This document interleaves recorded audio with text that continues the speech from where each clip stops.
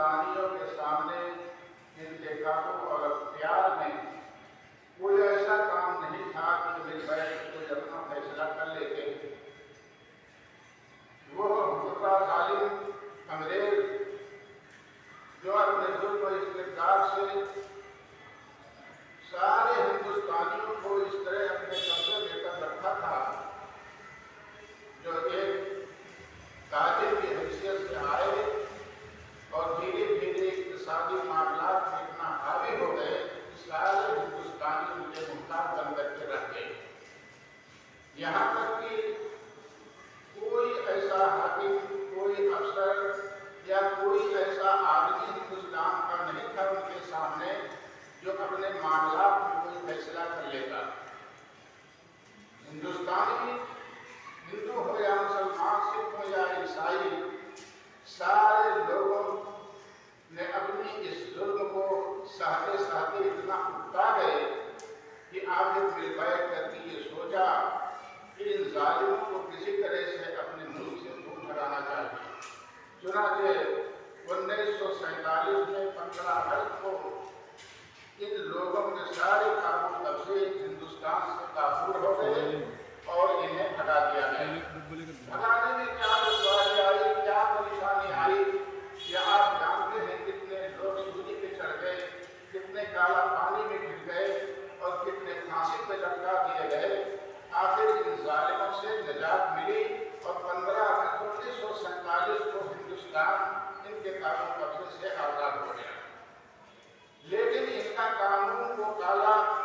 جو ہندوستانیوں کی چھاتی پہ ایک خونی پنجے کی طرح سے گڑا ہوا تھا، سب نے مل بیٹھ کر کے ایک اپنا قانون، اپنا دستور اور اصول وضع کیا اور اس اصول کو لاگو کرنے کے لیے یہ 26 جنوری 1950 کو وہ قانون لاگو ہوا اور سارے ہندوستانیوں نے سکون کی سانس لیا. عزیز بچوں، آپ جانتے ہیں کہ کوئی گھر اگر وہاں اپنا گھر کا مالک کچھ نہ کر سکے، دوسرا کوئی حاکم ہو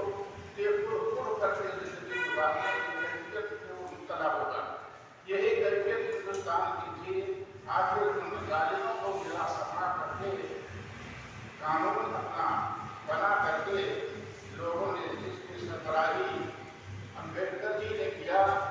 اور اس ملک کو چلانے کے لیے بابا صاحب گاندھی جی نے سربراہی کی اور بہت سارے لوگ جو اپنی قربانیاں پیش کرتے تھے. یہ بات ہوتا تھا کہ اس ملک کو ہم سے چلایا جائے. یہاں ساری برادریاں اور ساری زبان بولنے والے لوگ ایک ساتھ بیٹھ کر کے کھا سکیں اور اس ملک کو چلانے میں مدد دے سکیں. آج یہ 26 جنوری جو یوم جمہوریہ منا رہے ہیں، وہ اسی کی یاد میں منا رہے ہیں کہ ہم آج خوش ہیں اس بات پر کہ ہم اپنے قانون کے حساب سے اس ملک کو چلا رہے ہیں. یہاں اب کوئی حاکم ایسا نہیں ہے کہ وہ اپنے فرما روائی کے وہ اپنا حکم سر کے سر پہ لا دے، بلکہ ایک ایسا قانون ہے آج ہمارے سامنے، ہمارے ہاتھوں میں، کہ عوام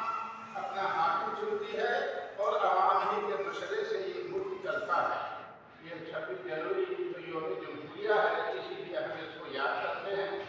اور ان بزرگوں کی قربانیوں کو یاد کرتے ہیں. 15 اگست ہو یا 26 جنوری ہو، ان کی قربانیوں کو یاد کرتے ہوئے ہم آگے نسل والوں کو یہ آگاہ کرتے ہیں کہ اس ملک کے چلانے میں کٹھنائیاں آئیں گی.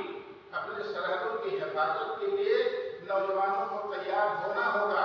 جس میں کسی برادری کے کوئی مخصوص ایسا طبقہ نہیں ہے کہ جو سرحدوں کی رکھوالی کے لیے وہ منتخب کیا جائے، بلکہ ہر برادری کے لوگ آپ دیکھیے جو سینہ سفر ہو کر کے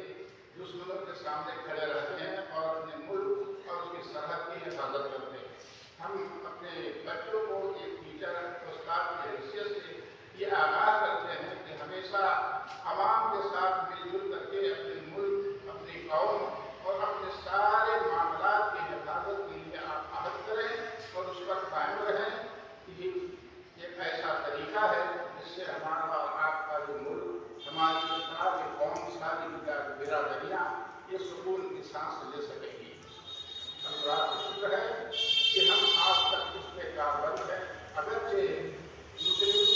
पर किसी किस्म की उंगलियां भी उठ रही हैं कि ये लोग शायद इस तारीख को 15 अगस्त को या 26 जनवरी को ये लोग खुशियां नहीं मनाते हैं। अगर बच्चों ये याद रहे कि अंग्रेजों ने जो कब्जा किया और जिस तरह से उन लोगों ने अपना हुक्म लागू किया तो ज्यादा तकलीफ तो मुसलमानों ही को ज्यादा थी, इसलिए कि उन्हीं की हुकूमत, उन्हीं की मिल्कियत और उन्हीं की जायदाद पर उन लोगों ने कब्जा किया था। तो जो तकलीफ मुसलमानों को है वो दूसरे लोगों को उस वक्त महसूस नहीं हो पा रही थी, लेकिन तकलीफ किसी को महसूस हुई, मुंह से आवाज निकाला, सारे लोगों ने साथ दिया, चाहे वो अशफाकुल्लाह खान हो, मौलाना मोहम्मद अली जौहर हो, गांधी जी हो, सुभाष चंद्र बोस हो, ये सारे लोगों ने एक दूसरे से कंधा मिला करके ये जंग लड़ी, आज़ादी हासिल की और मिल बैठ करके अपना कानून बना करके इस मुल्क में लागू किया और सारे लोगों के जुल्म को भुलाने की कोशिश की, जिस पर हमारा सरकार बंद है। अल्लाह करे कि हमारे आपकी ये मेहनत रंग लाए और आगे भी हमारी नौजवान नस्ल, हमारे बच्चे आगे चल करके अपने मुल्क के लिए, अपने कौम के लिए, इसकी सालमियत के लिए हमेशा कोशिश में लगे रहें। अस्सलामु अलैकुम व रहमतुल्लाहि व बरकातहू।